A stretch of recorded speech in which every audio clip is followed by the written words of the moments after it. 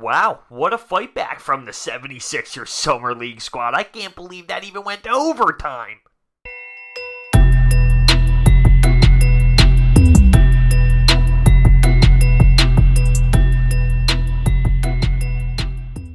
I understand that the Summer League is what it is. I know that you don't put too much stock in it, but if you watch this basketball game, how it went to overtime blows my mind. The first half of this game, my eyeballs were bleeding. We shot 4 of 22 in the first quarter, 7 turnovers, and scored 11 points. We were down by 31.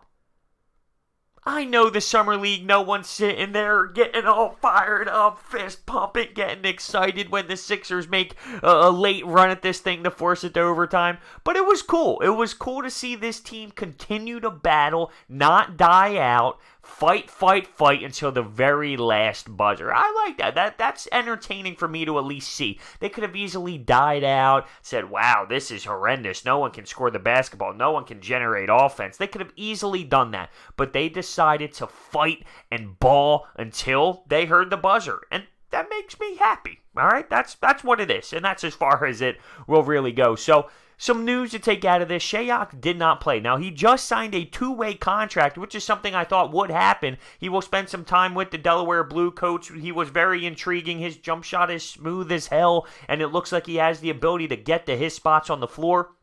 A 2-way contract was signed, but he also did not play because of knee soreness.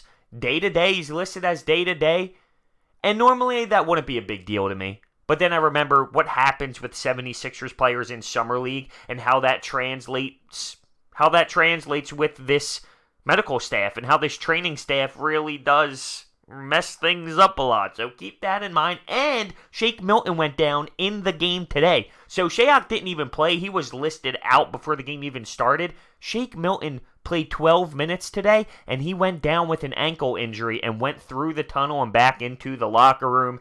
He was someone who had high hopes to be backup point guard on the big squad. Now, I know early on, like I stated, this game was horrendous. No one can make their shots. I'm not going to bash Shake Milton for this stat, but this is arguably the worst I've ever seen in my life. In 12 minutes of basketball, he was minus 32. And I know plus minus is sometimes flawed because other people can mess up on the court and then it looks bad on your part. But to be minus 32 in 12 minutes, that just shows how poorly the Sixers were playing. I'm not crushing him saying it was his fault, but that just shows you how disgusting of basketball, how disgusting it really was early in this game. I've never seen anything like it. You could go to LA Fitness, you could go to the YMCA, you can go to the local park and see 6-year-olds playing better basketball than what the Sixers gave us early in this game. But late, guess who stepped up? I thought Zhaire Smith was really solid today. And Matisse Thybulle. Those two. And that's good. It's good that those two stepped up because guess what? Those are the two that has some hype around them. Let's talk about Zhaire Smith first. We made that late run to force overtime because of Zhaire Smith.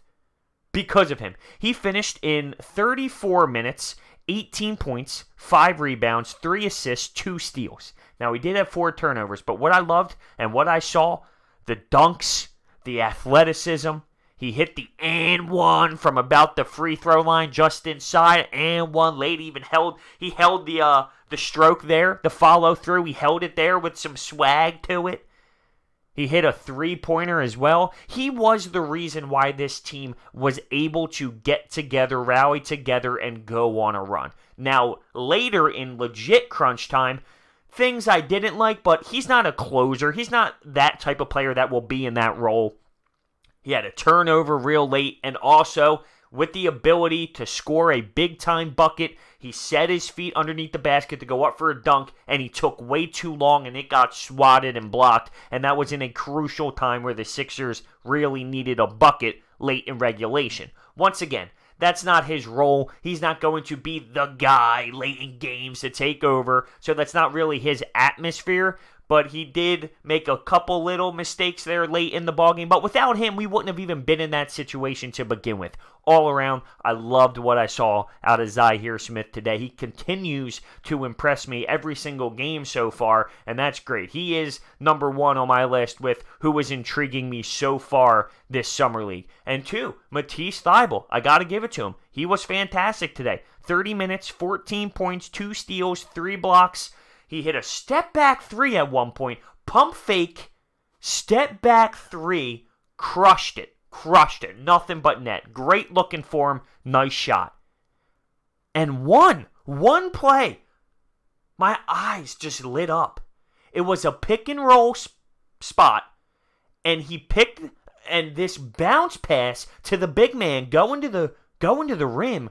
Beautiful execution. Threaded the needle.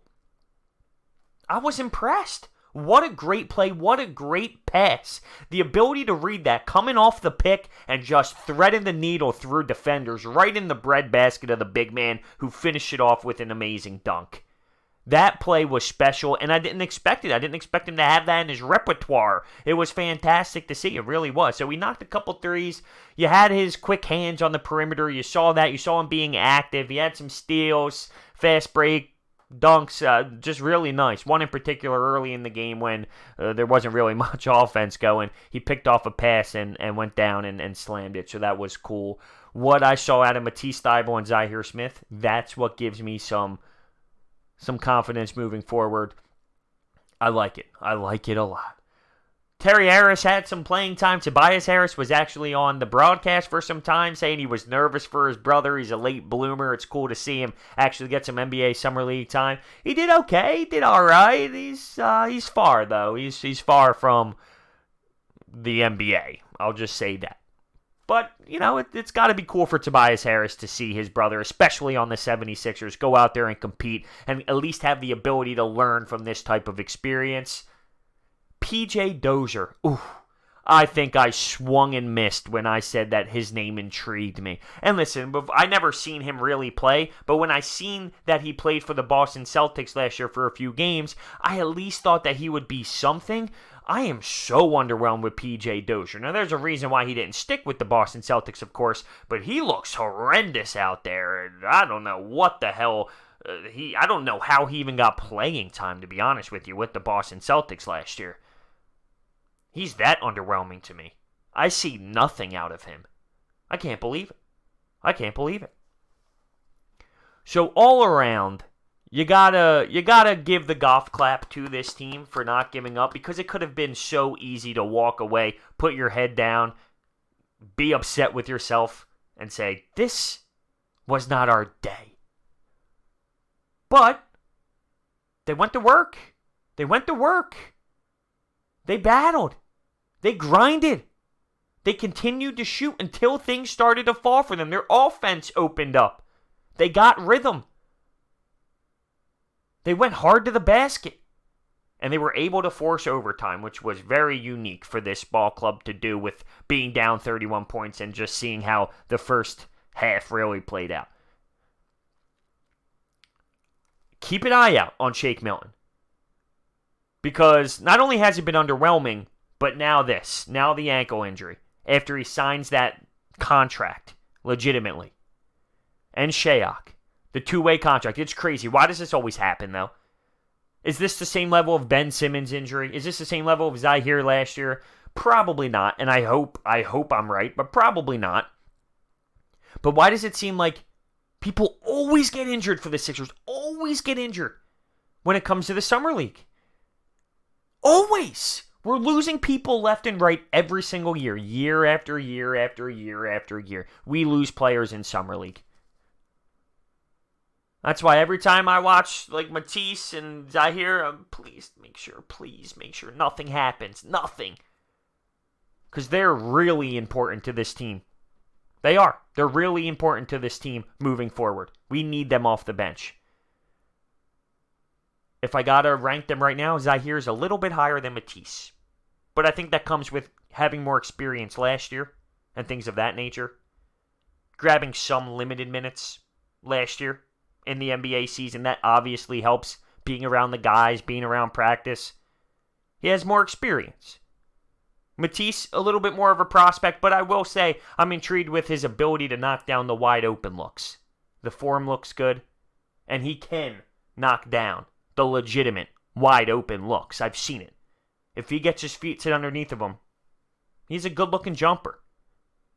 So with that being said, let me know your thoughts down below on this Summer League game. It was wild. It was crazy. It was a snooze fest early, but by the end of it, I'm sitting there by the edge of my seat clapping, screaming, let's go. It's funny how that works. See you guys next time.